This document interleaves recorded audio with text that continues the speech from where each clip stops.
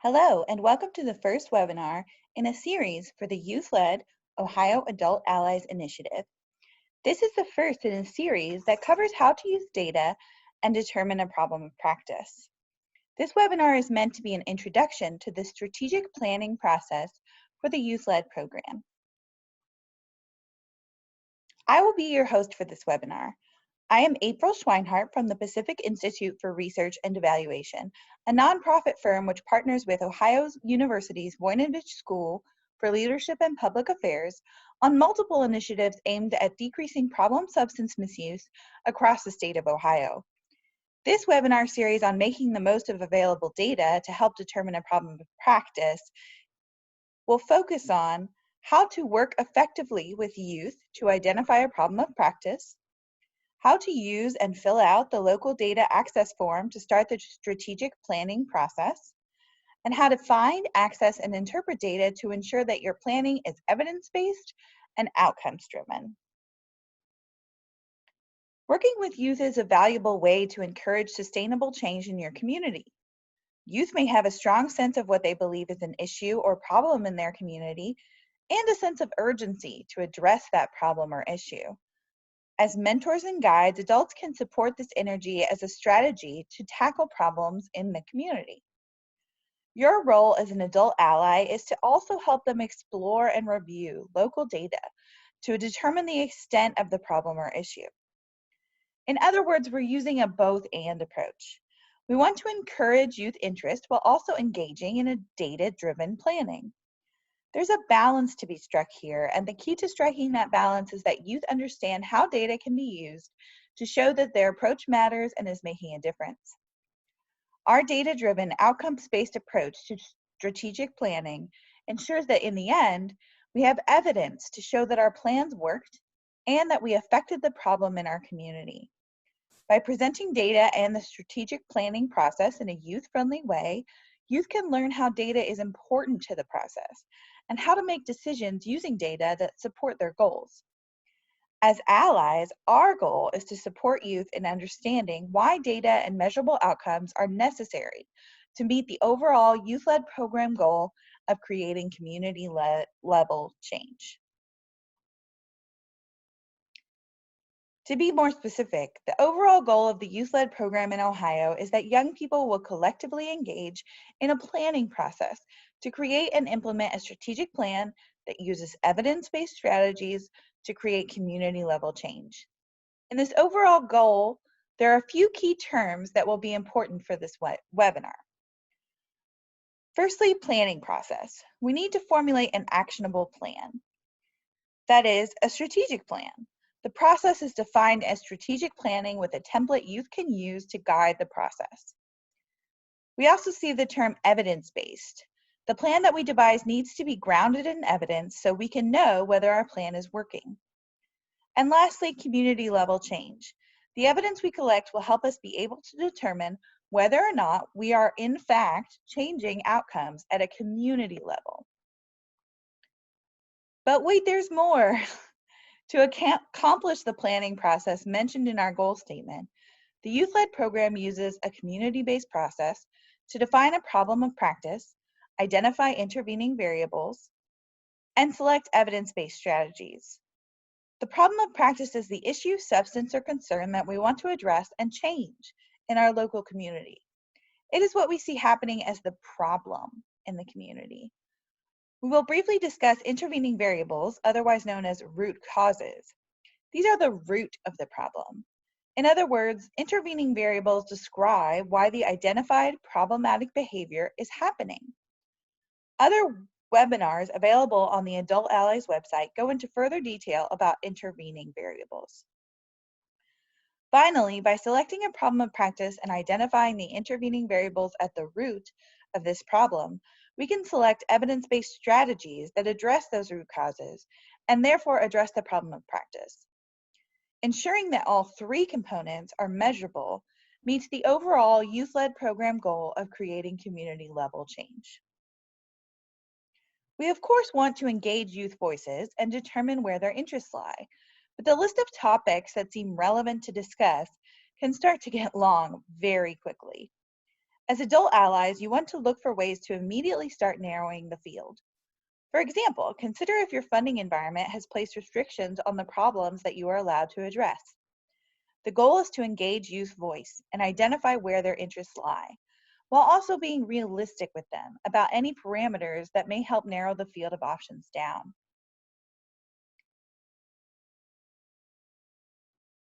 There are more ways to start defining and narrowing your problem of practice as well. Firstly, the problem of practice must be backed by quantitative data. We will address this in a moment and explain exactly what it means. This data must relate to consumption, behavior, or life experiences. For example, the amount or frequency of a substance in a community or substance use in a community, or the consequences of using substances, such as overdoses or arrests. If we have quantitative data, we know that it is measurable. But importantly, a problem of practice needs to be measurable over time.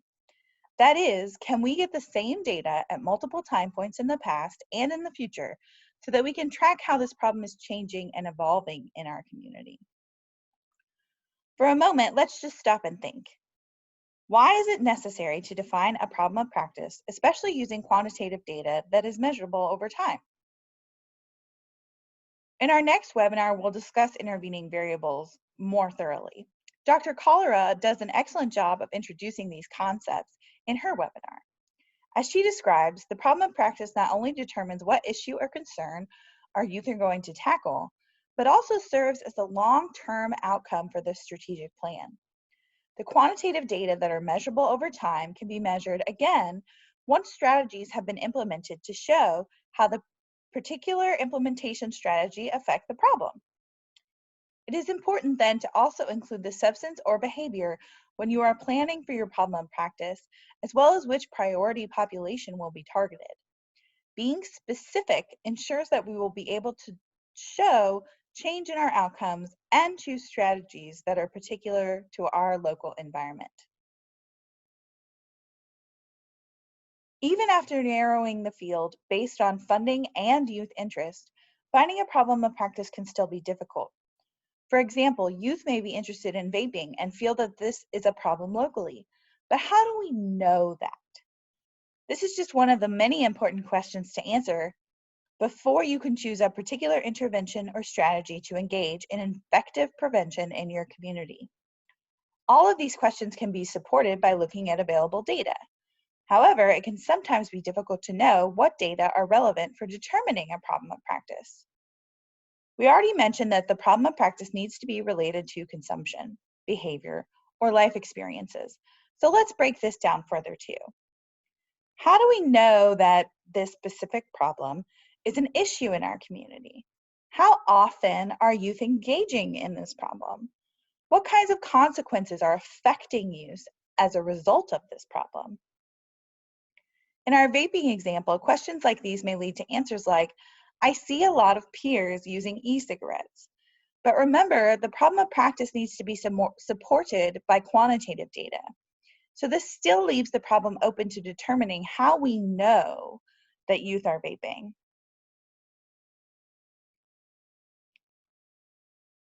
Why do we need more than youth self-report to tell us that our selected problem of practice is valid? The reason we use a data-driven, outcomes-based approach is that we are tackling large, difficult problems. When you're working on an issue that affects the entire state or the entire nation, it can seem like change at the local level isn't enough. But in using an outcomes-based approach, we can show how small steps lead to big change. Quantitative data that can be measured over time is needed to show the strategies we choose to implement and how it matters. As youth begin to understand how measurable outcomes are important, our both and approach that we mentioned earlier comes to the forefront. Youth passion is backed by data to support their goals. The youth-led program uses data throughout the strategic planning process to inform decisions. Using data in this way ensures that the approach to prevention is outcomes-based. Having an outcomes-based approach means that the change enacted by youth plans and strategies will be measurable. This is important so that you can know whether the changes you've made in the community are working or not. Some of these terms are language that we use to describe our strategic planning process, but they might not always make sense to everyone. So let's go over it briefly. We have the strategic plan map, logic models, intervening variables. People can feel intimidated and feel that this is a tedious process, especially when we use language like this. So it may be helpful to compare this to goal planning, determining a problem of practice by examining local and state data on issues concerning Ohio youth. Then we identify the root causes at work in this problem of practice and select and implement evidence-based strategies to address those root causes. Again, this process can feel intimidating or tedious. This is why it's important to break it down into actionable steps.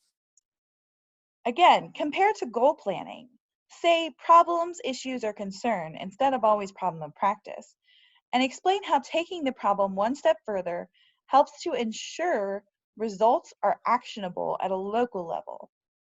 It's about digging deeper. It's important to put things into context and break down the logic behind why we do what we do. Youth will be empowered to take action when they understand the logical role of data and strategic planning. We want to make sure that our words aren't getting in the way of doing good work. To support understanding the importance of data, it's helpful to understand that it should be easy to get youth to agree that the point of the youth-led program and prevention generally is about improving the well-being of individuals, families, and communities. I think we can all agree on this. Because we are talking about particular individuals and communities, prevention often involves gathering information from people. That's not so hard to grasp. This information that we gather is data, and this data will drive decisions based on the community needs that we're hearing from the people we talk to. Without specific data from your community, it's difficult to determine the best way to address big problems related to substance misuse behaviors or life experiences. Finally, it's time to start looking for the data to inform your problem of practice. We have developed the Accessing Local Data form on the Ohio Adult Allies website to walk you through the process of looking for relevant data to help guide your decisions. When youth are presented with this data, it will help them make decisions about what problem to address and which strategies make the most sense to implement. One good source of data accessible to all in Ohio is the OYES website. More on this website is available in another webinar in the Making Data Work for You series called Utilizing the OYES. The OYES website offers state, county, and Adams Board level data summaries on responses to the Youth OYES survey. This survey asks about youth substance use and related behaviors. These are exactly the kind of data we were talking about before that can help inform a problem of practice. Once you have a problem of practice, it's time to start your strategic plan map. The problem of practice goes in the first cell on the left, highlighted in green here. It is the problem that you are addressing, and this youth-led program strategic plan map also requires that we enter the relevant data that we use to determine our problem of practice.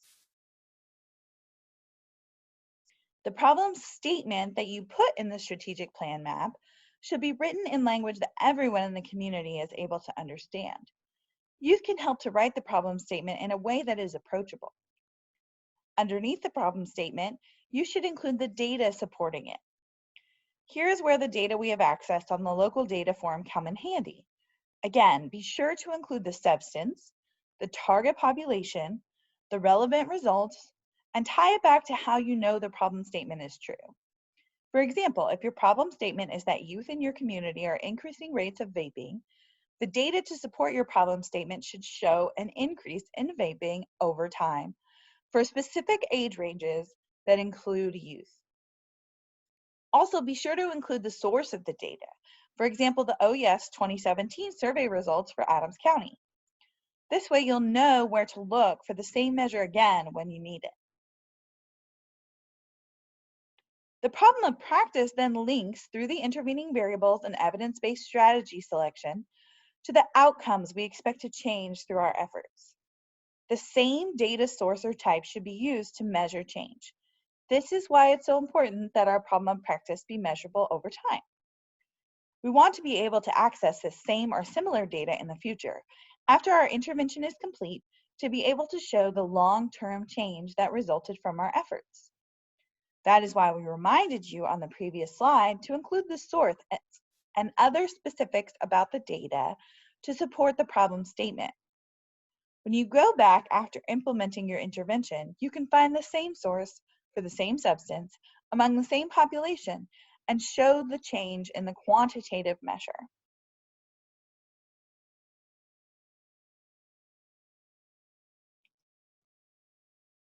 Other webinars available on ohioadultallies.com explain the process of choosing intervening variables and evidence-based strategies for adult allies so that you can support use through strategic planning.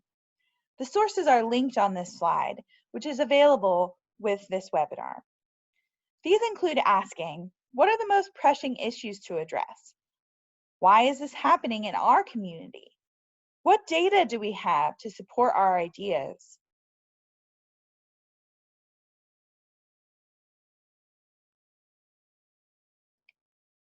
Effective strategic plans are grounded in a solid understanding of the youth as they interact in their environment and their relationships.